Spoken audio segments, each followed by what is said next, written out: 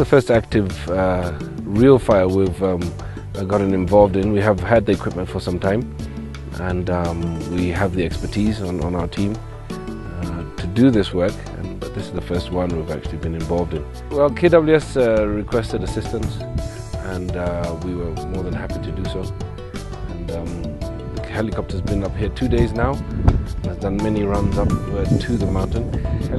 Fighting fire, flying safely whilst fighting fire is a challenge, but with the right philosophy and experience, it's very doable. We're more than happy and very well capable of doing it.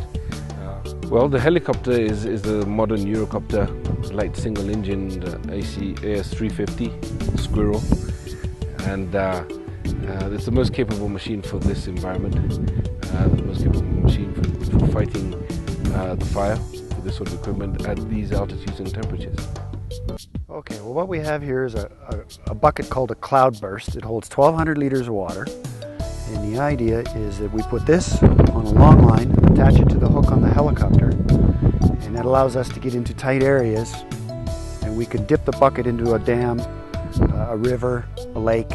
We pull water out, fly away, climb up to the fire, and get to key strategic locations on the fire where there's people working on the ground, and we work in unison with them, and we put the water in an area where it's most usable, most feasible.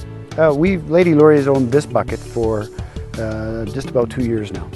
Well, in Kenya, this has not been utilized too much yet, but in other parts of the world, this idea has been around for 40 years. Well, it puts out fire on contact, or you can put a water drop ahead of the fire so that the fire has something to burn to and stop, which is obviously a useful tool. But the hot areas where the crews are working on the ground, it's nice to cool that part of the fire down so the crews can get at it a little easier. But it all depends on how close your water source is, and we're finding and getting permission to new water sources all the time, so people in the area recognize what we're doing here and the value of it, because it's their property that the fire is burning towards, so they're allowing us to use their dugouts and their dams. Yeah, the challenge here is that we're pulling water at a lower altitude of about 7,000 feet, and we have to fly it up to 11,000 feet. And the performance of the helicopter is much less, so once we get up there, we have to be very careful that we don't make any mistakes and provide the product, which is the water, to the fire at just the right time. To the best of my knowledge, it's the only one that's available for the helicopters in this range.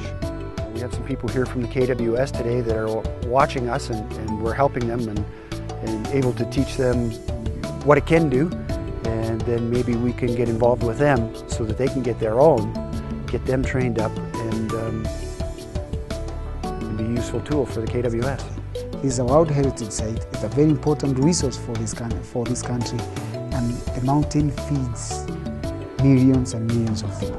Yesterday we sustained a lot of pressure through the help of Lady Laurie, who have provided a helicopter with a bamboo bucket, which is dropping water from the air.